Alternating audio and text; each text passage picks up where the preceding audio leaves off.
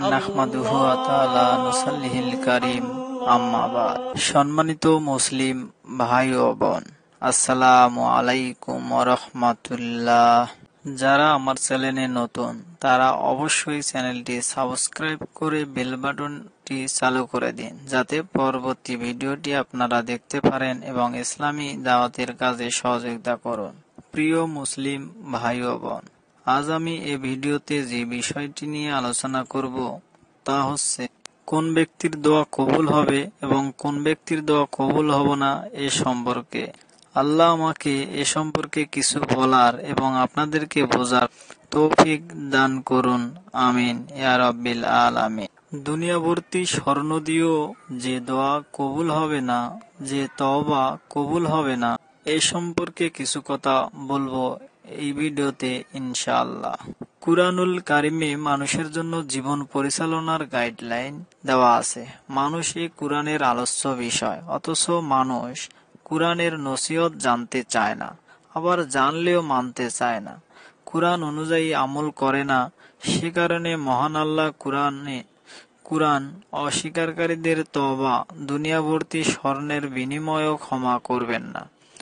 কোন মানুষ যদি ঈমান আনার পর আল্লাহকে অস্বীকার করে তার পরিণতি কত কঠিন হবে তা তুলে ধরা হয়েছে কুরআনুল কারিমের অসংখ্য আয়াতে।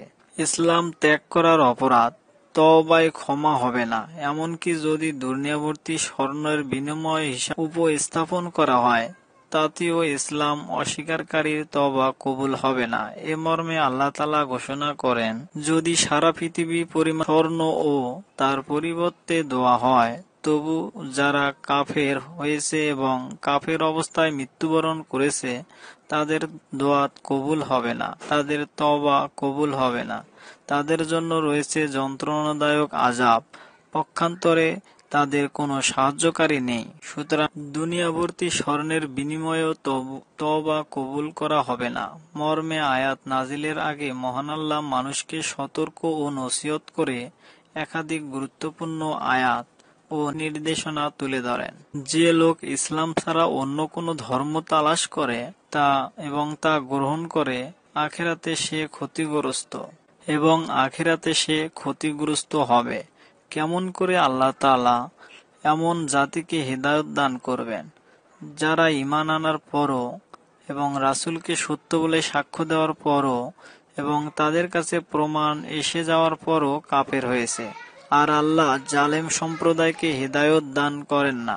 এমন চরিত্রের লোকের শাস্তি হলো আল্লাহ, ফেরেশতাগণ এবং সব মানুষের অভিশাপ। সর্বক্ষণ তারা তাতে থাকবে, তাদের আযাব হালকাও হবে না এবং তারা একটু অবকাশও পাবে না। কিন্তু যারা অতঃপর তওবা করে নেবে এবং সৎ কাজ করবে তারা ব্যতীত নিশ্চয় আল্লাহ ক্ষমাশীল ও পরম দয়ালু। নিশ্চয় যারা ঈমান আনার পর অস্বীকার করেছে এবং অস্বীকৃতিতে বৃদ্ধি ঘটছে তাদের তওবা কবুল করা হবে না, আর তারা হলো পথভ্রষ্ট। কুরআনুল কারিমে এসব ব্যক্তির ব্যাপারে আল্লাহ তাআলা ঘোষণা করেছেন যে তারা শুধু তাওবা নয়, পুরো দুনিয়াভর্তি স্বর্ণের বিনিময়ে তওবা করে সাহায্য কামনা করে তাদের তওবা কবুল করা হবে না, এমনকি তাদের সাহায্য করা হবে না।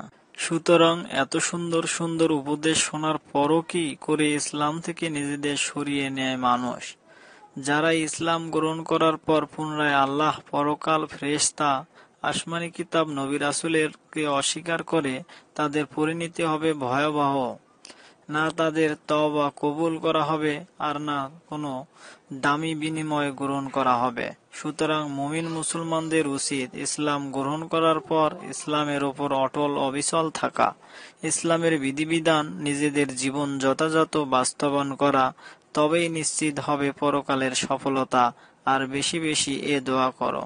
দোয়াটি হলো, আল্লাহুম্মা ইহদিনা সিরাতাল মুস্তাকিম সিরাতাল্লাযিনা আনআমতা আলাইহিম গায়রিল মাগদুবি আলাইহিম ওয়ালাদ-দাল্লিন। অর্থ, হে আল্লাহ, আমাদের সঠিক পথ দান করুন, যে পথের অনুসারীদের আপনি নেয়ামত দান করেন। অভিশপ্ত পথভ্রষ্টদের পথে আমাদের দূরে রাখুন। আল্লাহ তাআলা মুসলিম উম্মাহকে কুরআনের বিধান থেকে নিজেদের সরে যাওয়া বা অস্বীকার করা থেকে বিরত থাকার তৌফিক দান করুন। কুরআনের নির্দেশনা মোতাবেক জীবন পরিচালনা করার তৌফিক দান করুন। আমিন ইয়া রাব্বিল আলামিন।